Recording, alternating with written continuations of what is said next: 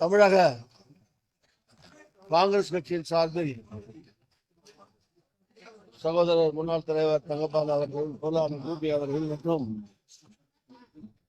அனைத்து நிர்வாகிகளின் சார்பில், மாநில தலைவர் செல்வப்பிள்ளை அவர்களின் சார்பில், காங்கிரஸ் கட்சியின் சார்பில் எல்லோரும் இங்கே அமரர் நேரு அவர்களுடைய திருவுருவப்படத்திற்கு மலர் அஞ்சலி செலுத்தியுள்ளோம். பண்டித ஜவஹர்லால் நேரு அவர்கள் இந்திய திருநாட்டை வளமான நாடாக, உலக அரங்கிலே உயர்ந்த கௌரவம் நிறைந்த நாடாக, வளர்ச்சி அடைந்த நாடாக மாற்றுவதற்கு தன் உடல் பொருள் ஆவி அனைத்தையும் அர்ப்பணித்துக் கொண்டு பாடுபட்ட அற்புதமான தலைவர், முன்னாள் பிரதமர்.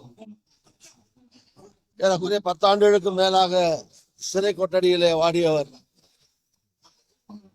அண்ணல் மகாத்மா காந்தியடிகளுடைய மனச்சாட்சியாக திகழ்ந்தவர்.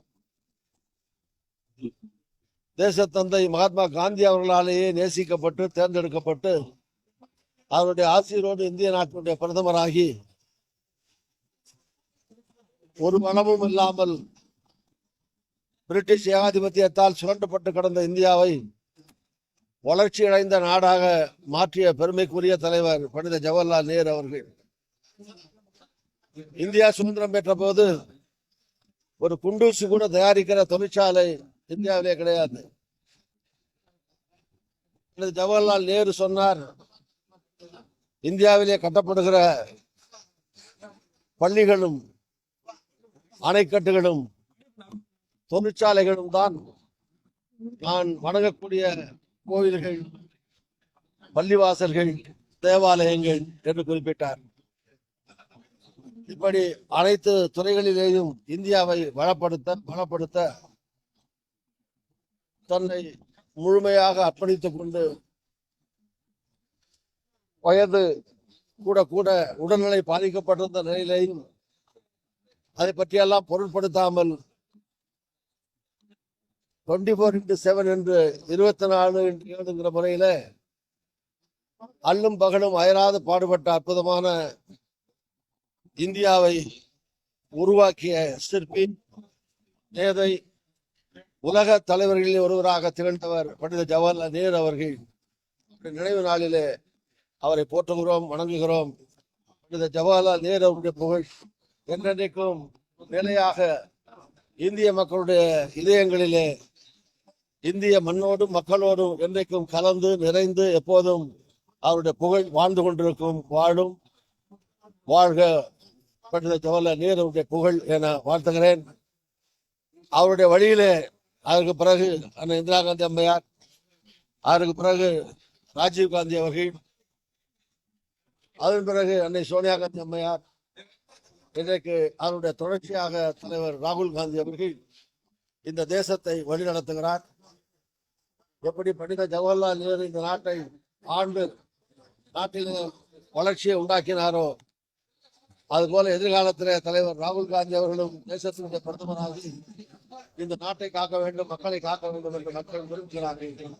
நேரு அவர்களுடைய இன்றைக்கு நேரு பாடுவதோடு தலைவர் ராகுல் காந்தியும் எதிர்காலத்தில் இந்த நாட்டுடைய பிரதமராக வர அனைவரும் பாடுபடுவோம் என்ற உறுதியையும் எடுத்துக் கொள்கிறோம். நன்றி.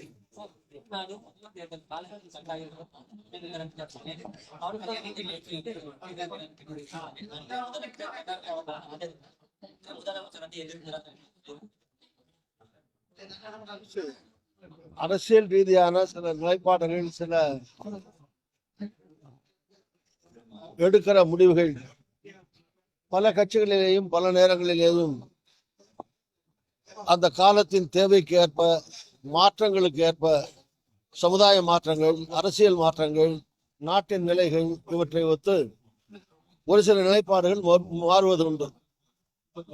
அன்றைக்கு தொடர்ந்து கலைஞர் சொன்ன நேரம், தொடர்ந்து MP, MLA 2 தேர்தலும் ஒன்றாக வந்து கொண்டிருந்த நேரம். அதற்கு பிறகு அரசியலில் பல மாற்றங்கள் ஏற்பட்டு தனித்தனியாக தேர்தல்கள், பல தேர்தல்களிலே தொடர்ந்து நடந்து கொண்டு வந்து இருக்கிற காலம் ஏற்பட்டிருக்கிறது. அன்றைக்கு மாநில கட்சிகளுடைய எண்ணிக்கை முதல் மாநில கட்சியிலே திமுக தான் முதல் ஒரு மாற்று அரசை இந்தியாவிலே ஏற்படுத்தியது.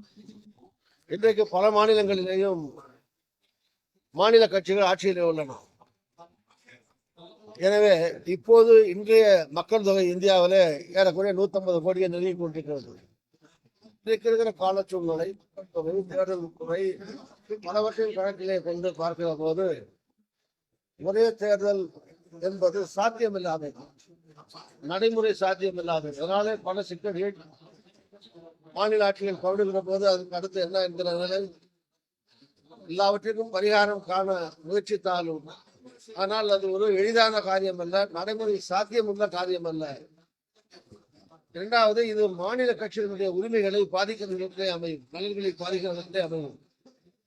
இது ஒரு சர்வாதிகாரத்தை நோக்கி, எதேட்சிகாரத்தை நோக்கி இழுத்துச் செல்கிறார் ஒரு முடிவாக இந்த முடிவு எதிர்காலத்திலே அமையும் என்ற காரணத்தினால சர்வாதிகார நாடாக மாற முடியாது.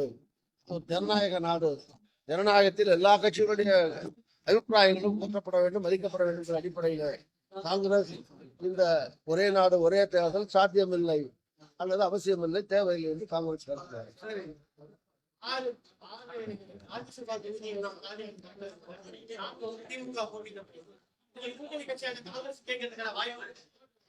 இது காங்கிரஸ் தலைமை முடிவு செய்ய வேண்டிய விஷயம்.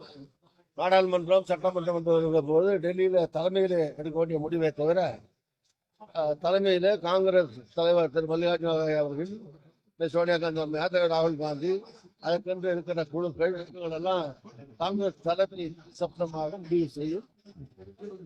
மாநில அளவில் மாநில தலைமைகளையும் கலந்து கொண்டு என்ன முடிவுகளை எடுக்க வேண்டும் ஏற்ப தலைமை காங்கிரஸ் தலைமை அந்த முடிவை மேற்கொள்ளும்.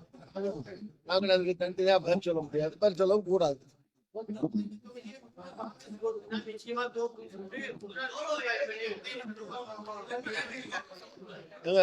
சாதாரணமான கேள்வி இல்லைங்க, இது மிக அற்பமான கேள்வி.